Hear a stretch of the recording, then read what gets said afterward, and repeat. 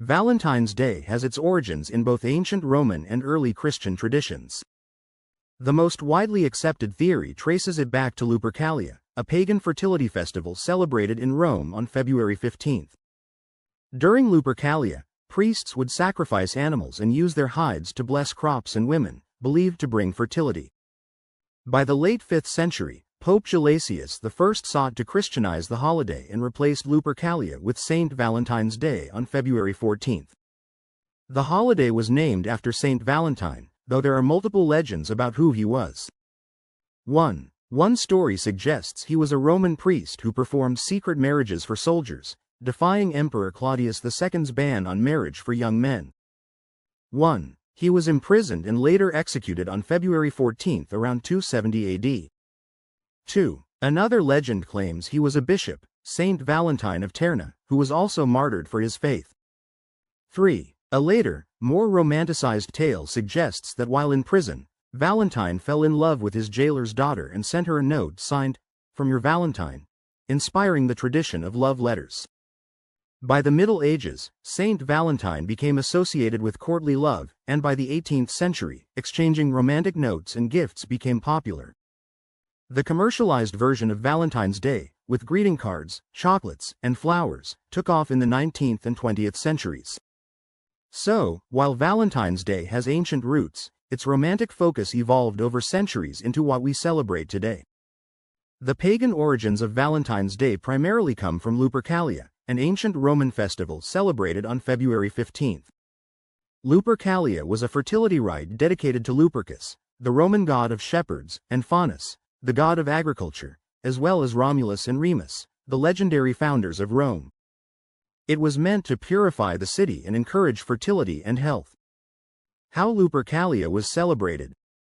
1. Sacrificial ritual. Priests, known as Luperci, would sacrifice goats and dogs at the Lupercal cave, believed to be where Romulus and Remus were suckled by a she-wolf. 2. Blood and purification. The Luperci would smear the blood of the sacrificed animals on their foreheads and then cleanse it with milk, symbolizing purification. 3. The running of the Luperci. The priests would cut strips of goat hide, februa, and run through the streets, whipping women with them. 3. It was believed that being struck by these whips would increase fertility and ease childbirth. 4. Matchmaking lottery. Some accounts suggest that young men would draw the names of women from a jar, pairing them for the festival, and possibly longer. 4. Some of these pairings led to marriage. By the 5th century, Pope Gelasius I sought to replace Lupercalia with a Christian alternative. He established Saint Valentine's Day on February 14, linking it to the story of Saint Valentine, who defied Roman law by performing Christian marriages. While Lupercalia itself was a fertility festival, its themes of love, pairing, and purification likely influenced the later romantic traditions of Valentine's Day. Over time, the focus shifted from fertility rites to courtly love during the Middle Ages and became the romantic holiday we know today. Whether Christians should celebrate Valentine's Day depends on their personal convictions, biblical understanding, and historical perspective. Here are a few perspectives to consider. 1. Pagan origins. Since Valentine's Day has roots in the pagan festival Lupercalia, some Christians believe participating in it could be a form of syncretism, mixing Christianity with pagan practices. 2. Commercialization and worldliness. Many view the modern holiday as overly commercialized, promoting materialism rather than genuine love. 2. Some also criticize how it can encourage lust and superficial relationships. 3. Biblical warnings.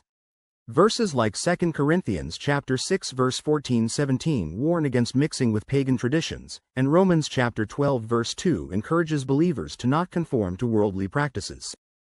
1. Redefining the meaning.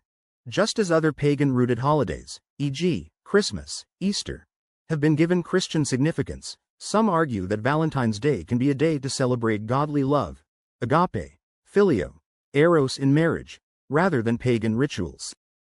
2. Saint Valentine's Christian legacy. Saint Valentine is remembered for defending biblical marriage and his faith in Christ. 2. His story can inspire believers to honor selfless love and commitment in relationships. 3. Opportunity to share God's love. Many Christians use Valentine's Day as a time to express Christ-like love, strengthen marriages, and even share the gospel by explaining the true meaning of love.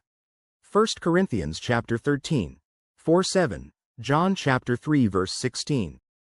Ultimately, celebrating Valentine's Day is a matter of personal conviction. Some Christians avoid it because of its origins, while others redeem it by focusing on God's love and biblical principles. If a believer chooses to celebrate, they should ensure that their focus aligns with biblical values rather than worldly influences.